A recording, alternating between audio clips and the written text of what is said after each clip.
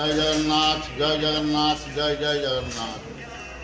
नीलाद्रौ शंख मध्ये शतदल कमले रत्नसिंहासनस्थ सर्वालंकारयुक्तं नवघन रुचिरं संयुक्तं जघ्रजेन भद्राया वाम भागे रथ चरणयुतं ब्रह्मारुद्रां दशभ्यं वेदानां सारमीशं शोचन परिवृतं ब्रह्मदारु स्मरामि।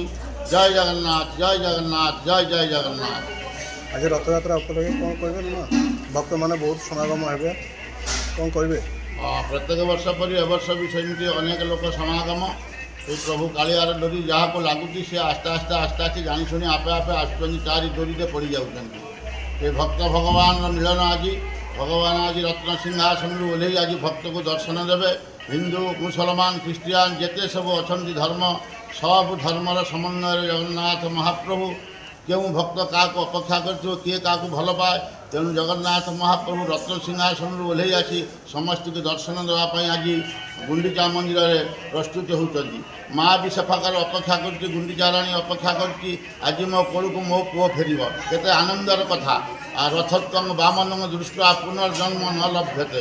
रथ पर भगवान जगन्नाथ महाप्रभु दर्शन कले आउ पुनर्जन्म हुए ना प्रभु संगे लीन हो जाती प्रभु पारिषद हो जन्म करती। जय जगन्नाथ जय जगन्नाथ जय जय जगन्नाथ।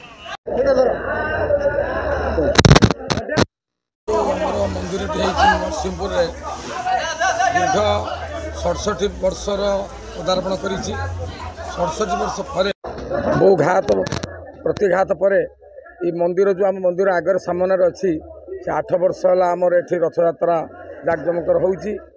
ये जो रथयात्राटी नरसिंहपुर विशेषकर आज रथयात्रा मु समस्त अंचलवासी मो तरफ हार्दिक हार्दिक अभिनंदन होची। विशेषकर नरसिंहपुर जो कर्मकर्ता मैंने अच्छा से मोर अभिवादन और शुभेच्छा मुझे ज्ञापन करुच्ची। मुई पाख ग्राम पिला ये अनुष्ठान सहित ओतप्रोत भाव जड़ित मत दीर्घ 62 वर्ष है देखुची ये अनुष्ठानटी बढ़िबार चली। जो रथयात्राटी होची अंचल गौरवमय कथा कहले अत्युक्ति हेबनी। यार इतिहास बहुत अच्छी कि बखाणीबा कहवा आम पक्षर संभवपर नुहे। मुझे कहि ये अंचल जो अनुष्ठान गढ़ी उठी दीर्घ 5टी पंचायतर लोक मैंने आसुँच ये रथयात्रा को उपभोग करुँच। हजार हजार दर्शक आसी एठारे रुंडीभूत होती।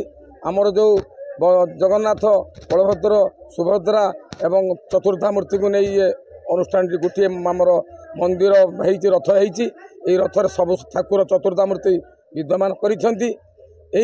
प्रतिवर्ष भली एवर्ष मत जाकजमकर 2025 अनुष्ठित होगा जाऊँगी। प्रथम कथा हूँ ये अंचल यह हूँ गोटे सुनाम कथा गौरवर कथा।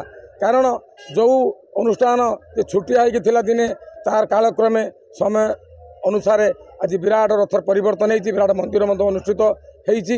हजार हजार दर्शक आसुँच एठार जो आम विद्युत विभाग भाई मानक अनुरोध मान अभिवादन जनइबी कारण सी आमको सहयोग करुँच।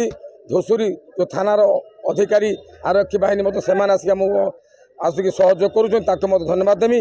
विशेषकर जो मीडिया भाई मैंने आज आसी पचार नौकरी मुझे अंचल तरफ हार्दिक हार्दिक